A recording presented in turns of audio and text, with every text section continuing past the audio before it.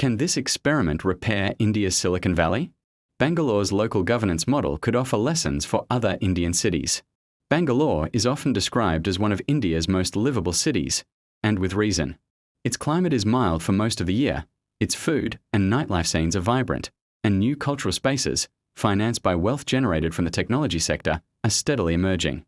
Compared with megacities such as Delhi and Mumbai, housing costs are also relatively manageable. Yet beneath this appealing surface lies a deeply troubled system of city administration. Visitors most readily notice the near-constant traffic congestion. Bangalore ranks among the worst cities globally for traffic delays, according to data from TomTom. Residents adapt by living close to their workplaces and confining much of their social activity to nearby areas. However, traffic is only one symptom of broader dysfunction. Waste often goes uncollected, streetlights fail, and roads are riddled with potholes.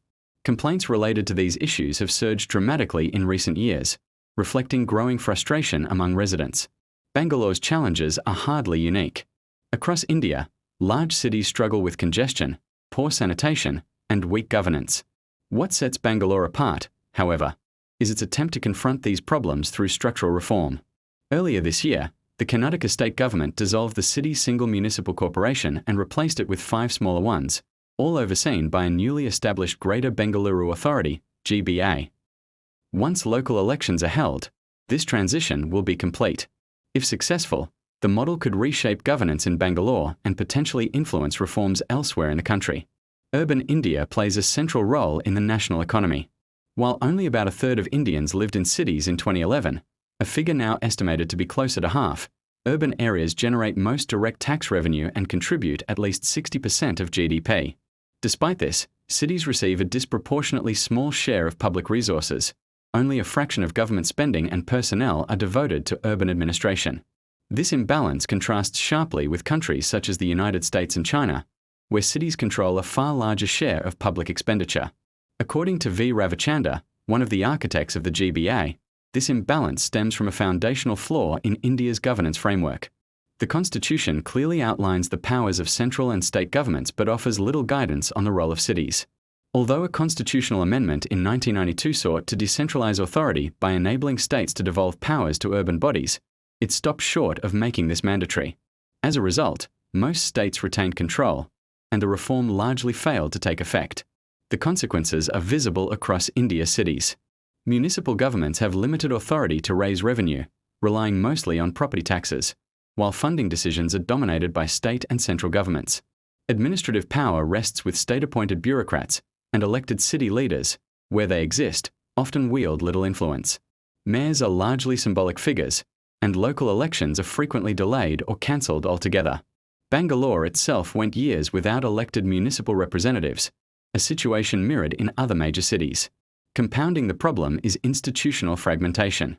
In Bangalore, numerous agencies oversee different aspects of urban life, including planning, transport, water, and housing.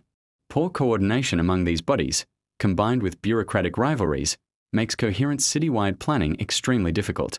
Similar patterns can be found in many Indian cities. As one urban governance expert notes, Indian cities are rarely treated as unified economic or administrative entities, leading to chronic inefficiency. This is the context in which the Greater Bengaluru Authority has emerged. Its reform agenda rests on 3 main pillars. First, decentralization.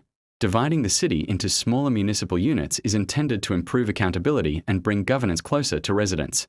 Some citizens already report easier access to local officials. Second, paradoxically, the reform also emphasizes central coordination. The GBA is designed to align the work of the new municipal corporations with that of various state-level agencies, reducing duplication and confusion. Better coordination, proponents argue, should allow for more effective urban planning and service delivery.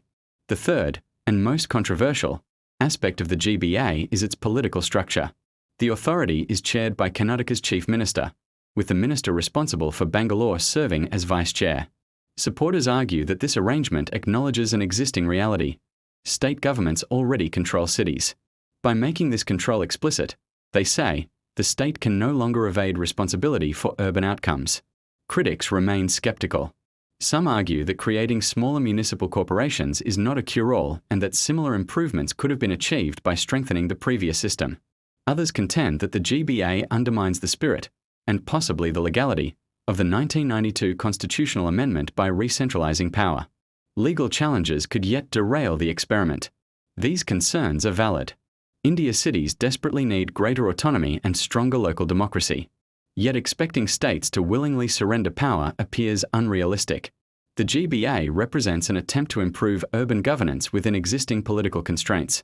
Whether it succeeds or fails, its outcome will offer important lessons for the future of India's cities.